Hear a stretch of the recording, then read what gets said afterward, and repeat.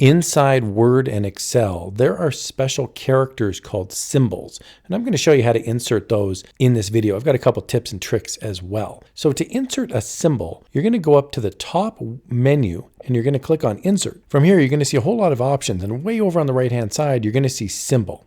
I'm going to click on that drop-down menu, and you're going to see options here. These are my most recently used or very common symbols that I've used in the past. So I'm going to click on More Symbols, and that'll take you to a very large menu of a lot of different symbols that you can insert. Now there's a subset over here called dingbats. I'm going to go right to the top, and you'll see it changes now to Basic Latin. And as I scroll down a little bit at a time, you'll see that that subset changes. So this is all the symbols that I can use. As I continue to scroll down, I'm going to eventually get to dingbats again. There we go. So this is the dingbats subset. I'm just going to go up one here to enclosed alphanumerics. I like using these numbers, smiley faces, and so on. Your recently used symbols will be here at the bottom.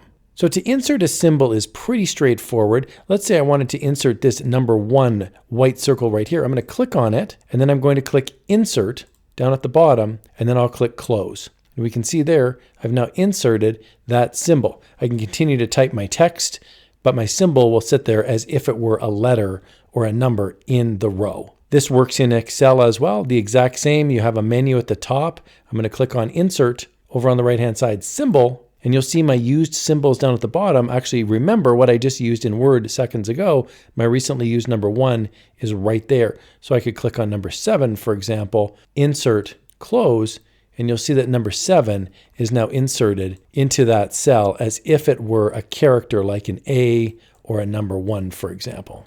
Let's talk next about shortcuts. If you're using symbols on a regular basis, there is a quicker option than going up here, clicking Insert, and then going into the Symbols menu and clicking More Symbols. Let's do a shortcut here. So let's say I'm using the number 1, and I want to make a shortcut key for it. So what I can do is go right here to the shortcut key option, and I can enter a new shortcut key. So I'm going to go Alt and then number 1. That's going to be my shortcut key. So I'm going to hold down the Alt key, press the number 1 key.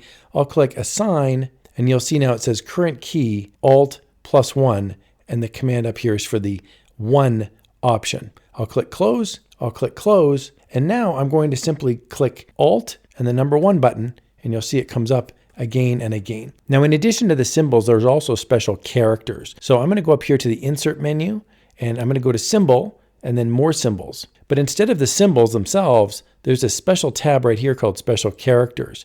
And we can see there's things like M-, N-, copyright symbol. So if you want to use the copyright symbol, for example, you can simply click it and then click Insert and then Close.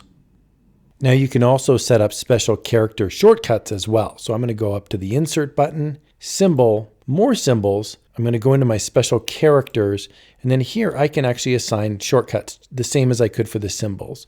So for example, for the registered button, I'm going to change my shortcut key. So I'm going to click the shortcut key button right here, and then I'm going to have a new shortcut key, and I'll do Alt 6, for example. I'm going to assign it. I'm going to remove this other shortcut key, and then I'll click Close.